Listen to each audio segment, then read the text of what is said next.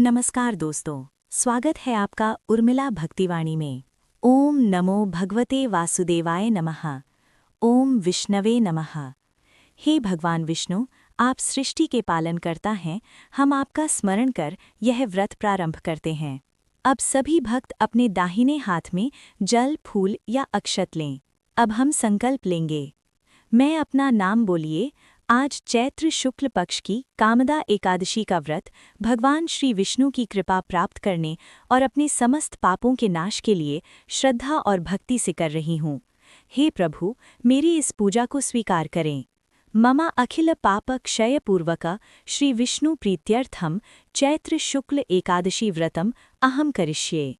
अब आप भगवान विष्णु की मूर्ति या चित्र के सामने बैठ जाएं। सबसे पहले गंगा जल से स्थान और पूजा सामग्री को शुद्ध करें। अब भगवान को पीले फूल अर्पित करें, तुलसी दल अर्पित करें। ध्यान रखें, तुलसी के बिना विष्णु पूजा अधूरी मानी जाती है। अब धूप और दीप जलाएं। भगवान को फल, मिठाई या पंचामृत का भोग लगाएं। आज के दिन ओम नमो भगवते वासुदेवाय मंत्र का जप करें। विष्णु सहस्त्रनाम या गीता का पाठ करें। कामदा एकादशी व्रत कथा सुनें या पढ़ें। दिन भर उपवास रखें, फलाहार ले सकते हैं। मन, वाणी और कर्म को शुद्ध रखें। रात में भगवान का भजन कीर्तन करें। द्वादशी पारण अगले दिन ब्राह्मण को भोजन कराएं, दान दें, स्वयं व्रत खोलें। कामदा एकादशी का महत्व। यह व्रत सभी पापों को नष्ट करता है, श्राप और दोषों से मुक्ति दिलाता है, इच्छाओं या कामनाओं को पूर्ण करता है, मोक्ष प्राप्ति का मार्ग प्रशस्त करता है। विशेष रूप से ये व्रत गंधर्व ललित को श्राप से मुक्त करने वाला माना गया है। अब हम सुनते हैं कामदा एकादशी की पवित्र और चमत्कारी कथा। प्राचीन समय की बात है।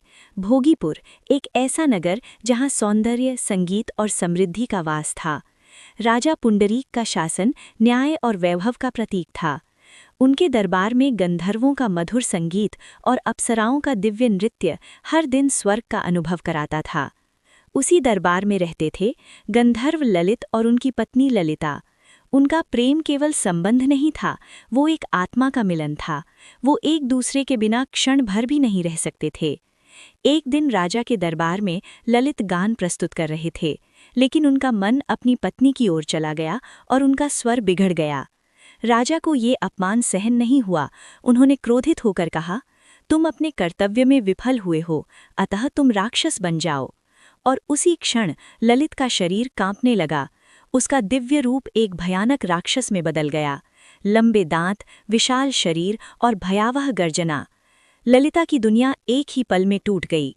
उसकी आंखों में आंसू थे, लेकिन मन में एक दृढ़ संकल्प, वो अपने पति को इस अभिशाप से मुक्त कराएगी। और फिर शुरू हुई एक कठिन यात्रा।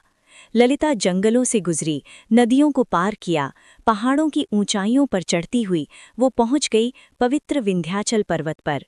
वहां वातावरण दिव्य था, हर दिशा में तपस्या की ऊर्जा थी। विंध्याचल पर्वत पर ललिता को दर्शन हुए महान ऋषि श्रृंगी के। उनके तेज से पूरा वातावरण प्रकाशित था। ललिता रोते हुए बोली, हे मुनिवर, मेरे पति को श्राप मिला है, कृपया मार्ग बताएं। ऋषि ने आंखें बंद की और ध्यान में लीन हो गए। फिर बोले, हे देवी, चैत्र शुक्ल पक्ष की कामदा एकादशी का व्रत करो। इस व्रत की शक्ति असंभव को भी संभव कर देती है। ललिता ने वहीं विंध्याचल पर्वत पर व्रत का संकल्प लिया, पूरी श्रद्धा से पूजा की, दिन भर उपवास, रात भर भजन, हर श्वास में केवल भगवान विष्णु का नाम। और फिर वो पवित्र क्षण आया। आकाश में प्रकाश फैल गया, वातावरण दिव्य हो उठा। ललित का राक्षसी रूप धीरे धीरे समाप्त होने लगा और वो पुनः अपने दिव्य गंधर्व रूप में लौट आया। ललिता की आंखों में खुशी के आंसू थे। दोनों एक दूसरे को देख भाव विभोर हो उठे। उन्होंने विंध्याचल पर्वत पर ही भगवान विष्णु को प्रणाम किया। यही है कामदा एकादशी की शक्ति। ये व्रत केवल पापों को नहीं मिटाता, ये प्रेम को बचाता है, भाग्य को बदलता है और जीवन को नई दिशा देता है। जो भी इस व्रत को सच्चे मन से करता है, भगवान विष्णु उसकी सभी मनोकामनाएं पूर्ण करते हैं। भगवान श्री विष्णु आप सभी पर अपनी कृपा बनाए रखें। आपके जीवन में सुख, शांति और समृद्धि आए। अगर आपको ये कथा पसंद आई तो कमेंट में जय श्री हरि ज़रूर लिखें और वीडियो को लाइक और शेयर ज़रूर करें। और ऐसी ही पौराणिक कथाएं सुनने के लिए हमारे चैनल उर्मिला भक्तिवाणी को सब्सक्राइब करना न भूलें। धन्यवाद। ओम नमो भगवते वासुदेवाय नमः।